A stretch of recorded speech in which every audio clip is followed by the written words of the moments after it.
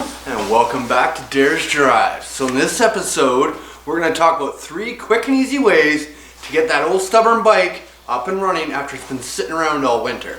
Now if you're new to this channel, my name is Jeff Dares. This is Dare's Drives, and we are in the middle of doing a DIY project in which we're converting a Mercedes Sprinter van into a roaming home on wheels. But for this episode, we're doing a little bit of bonus footage in which we're gonna call Fix It Friday. And this week's Fix It Friday is gonna be all about my little friend right here, Bush Buggy Bit.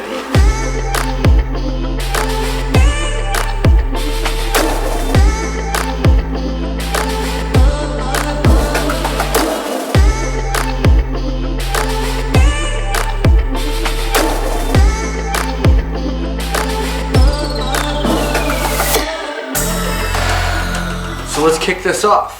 So you ever found yourself, your bike ran fine in the fall time, you parked it for the winter, it sat around for the 4 or 5 months, now all of a sudden spring is here, and you start kicking and kicking and kicking, you find that it just won't start to the point where you actually start punching and kicking the bike yourself. So what I want to share with you is 3 quick and easy steps that if done at the same time will guarantee that that bike will fire right up for you, and you can load her into your truck and get out there and get to do some riding. So first things we're gonna do is we're gonna take off the seat and we're gonna take off the fuel tank. Okay, when you think of a combustion engine, what are the 3 things it needs to be able to run? Spark, air, fuel. Of course, spark plug, carburetor, air filter. So to get this all started, you're gonna have to come over here. We'll get down on this side. So the spark plug, it sits right on the top of your cylinder. Just crack it loose. Now a spark plug will tell you a lot about the health of an engine and how it's running. If it's too clean, it means it's running lean. If it's all gummed up, it means it's running rich. And this plug actually looks absolutely perfect, but for the case of this video, we're gonna replace it anyways. And no, do not sand your spark plug. It'll work in a bad situation, but you're in your garage, replace it. So now we're gonna take our brand new spark plug. Just use a gap tester to make sure we got the right gap. Every bike's gonna be different. Before I thread it in, what I'm gonna do is I'm gonna plug it into the boot. I'm gonna kick it a few times just to ensure we actually are getting spark. And I'm gonna see if I can make you guys see that. Can you guys see that? Oh yeah, you can totally see the spark. Which is a good sign. Okay, so now that we got a new spark plug in, we've confirmed there is spark. What we're gonna do is we're gonna look over to the right and down. And now we're gonna take our carburetor, pull the throttle cable right out. Okay, you'll inspect your pin, make sure there's no damage. And we're gonna twist the actual carburetor out, and it should lift right out of there.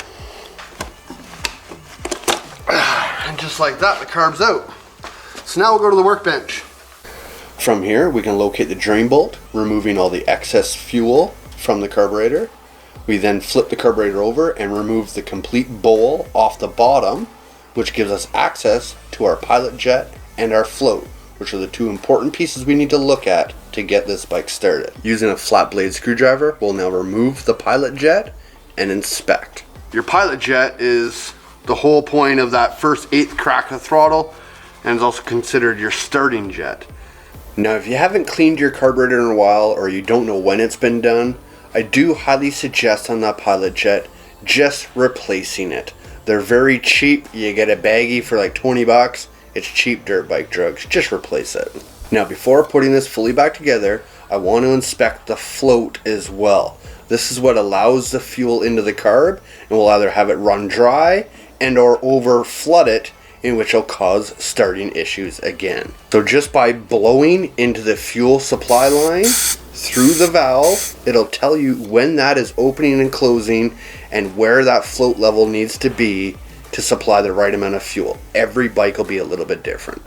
This seems perfectly fine, so I think we're gonna clean it up real good now and we'll reassemble it. Now with our idle screw, what we like to do is that's this screw right here, okay?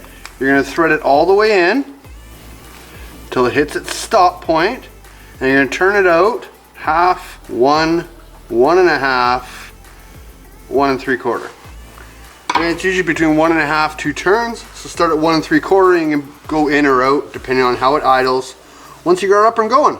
And with our carb all cleaned up and reinstalled, we can now move to the third and final step, which is our air filter. Okay. A little embarrassed to show you that because my air filter's freaking filthy. Wowzers. Oh, it's seizured in there. Our last ride was obviously a muddy ride. So let me chisel this dirt away. Then we'll pull the filter out. We'll clean the filter and then reinstall the filter. So now that we got all three of these items done, we got a new spark plug in, we got our carburetor all cleaned out with a new pilot jet in it, as well as our air filter all cleaned and reinstalled.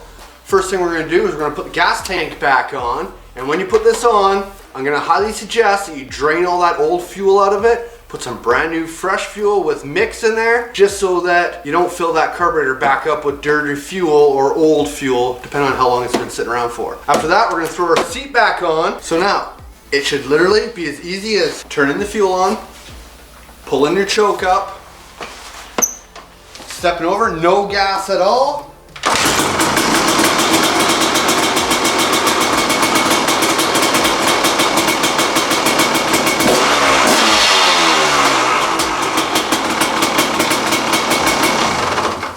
As easy as that, my friends. And yes, it'll do it.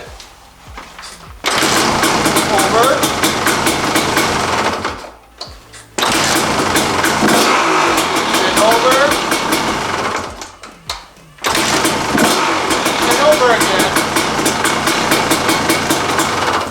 On the very first kick every time. And there it is, my friends. 3 easy steps to get your bike up and running after it's been sitting all winter. You do those 3 all in series, I promise you it's going to fire. If it does run like crap after this, there's a whole nother world of problems. That'll have to be addressed in another video. So, if you learned something, or maybe even just enjoyed the video, maybe show it some love by giving it a thumbs up, and we will get back to our regularly tuned videos on Sunday like we do every week. So with that being said, we will see you next Sunday. And if you haven't done so yet, maybe hit that subscribe button. Thank you. Perfect.